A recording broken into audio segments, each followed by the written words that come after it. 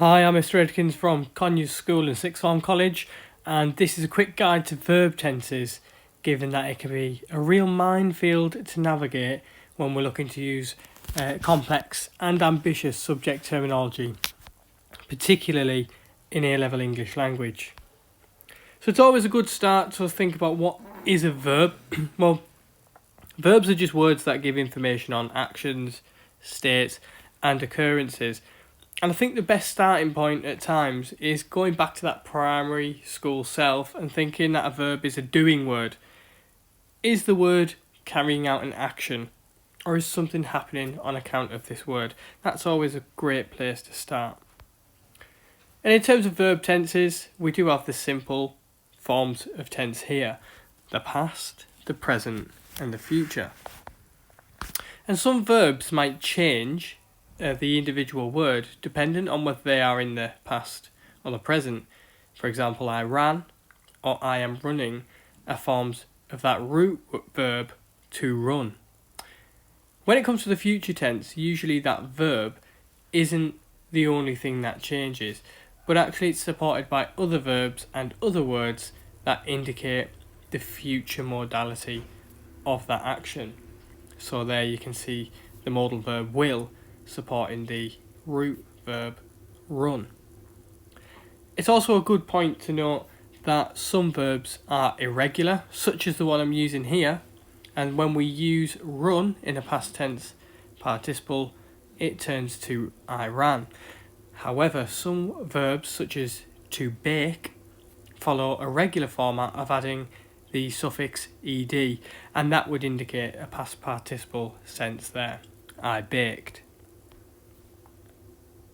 Now it does get much trickier than that when we realise there's actually 4 versions of each of those 3. So in total we're faced with 12 verb tenses. And easily enough they can be broken down into 3 categories: the simple version, the perfect version, and the continuous version. And I've got some links to some songs there that maybe you can't access through a video, but feel free to type them in, and these just have a little play on some words and language that may help in some ways to understand these different forms. You will be thinking, you did mention there was 4 of every 3. Well, the 4th one is a combination of the previous, or the final 2 on the previous slide. So the 4th possibility is that combination of perfect and continuous. So we get this term perfect continuous. And it's also important to note that some textbooks or some areas of the internet might use the phrase progressive rather than continuous. But both are very much synonymous, aren't they? Is something progressing, moving forward? Is something continuing, again moving forward? So don't get too hung up on that difference there. So let's focus on each of the initial 3, and then we can explore the additional 4 on top. So if we've got the simple past tense, this is an occurrence that happened or existed before this particular moment. So I read last night, and you can see there I've emboldened the verb or the verb phrase in the examples that support the example of the verb tense. The past perfect is actions that have been completed at some point in the past. So I had read the whole series by the time I was 10. And you can see there that they are very, very similar, and that's where this gets very tricky, because I read and I had read mean the same thing in some sense, but it's the additional word there, had, that makes it the past perfect. The past continuous shows that the action that happened at some point in the past was a continuing action at that point. So I was reading last night, it shows something different to I read. And the past perfect continuous shows that an action that started in the past then continued up until a different moment in the past as well.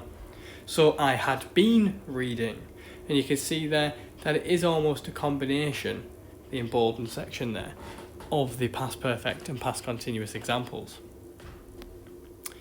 In terms of the present, we've got an action in the simple present that is happening right now, happens regularly. So I read nearly every day. It's happening all of the time. The present perfect is an action or state that occurred at an indefinite time, or it might have started in the past and continued to the present moment.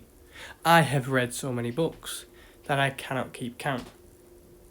The present continuous, that's an action that's happening right now, frequently, and or may continue into the future. Don't you know I'm still standing? And Elton John put it perfectly in that song.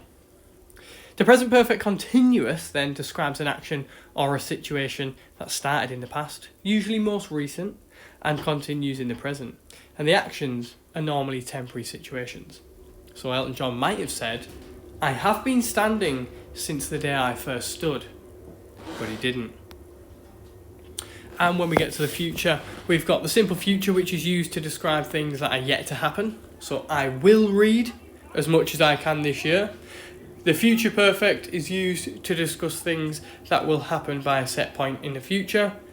I will have read at least one book by tomorrow, and sometimes we might get an example of that, such as from students who haven't done the homework. I will do my homework tonight. Future continuous, that's the indication that something will occur in the future, and it might last for an expected amount of time. So I will be reading Animal Farm soon.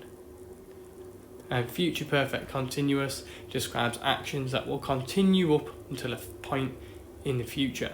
So I will have been reading for at least 2 hours before tea tonight.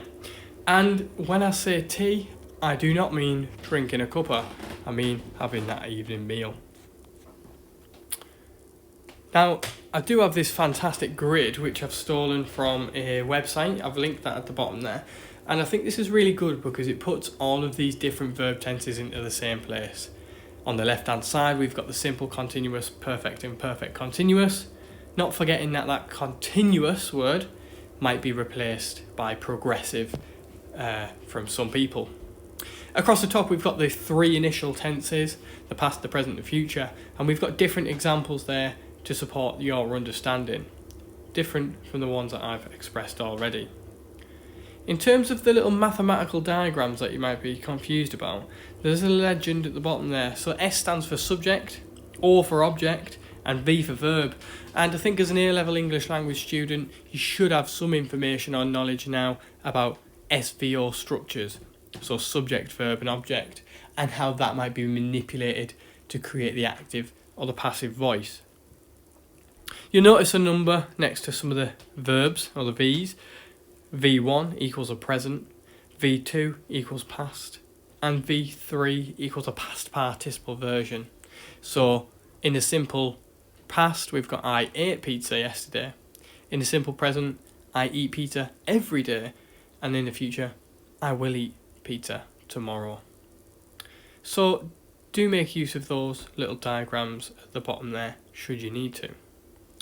And if you would like to test yourself further on verb tenses to see if this video's even helped you in any way, that would be a good thing to do. So I've created a Quizlet set which matches some of the examples already expressed in this video. So feel free to read over the flashcards, make use of the game features, but test yourself as well. And do that as continuously as possible, because that's the best way to revise. I will, in the description of this video, put all of the links there so that you can access them. And thank you for listening to this quick guide on verb tenses. If you've got any questions, pop them in the comments, or if you go to Conyers, feel free to email me, and I should help you, hopefully, navigate this minefield of verb tenses. Thank you, and goodbye.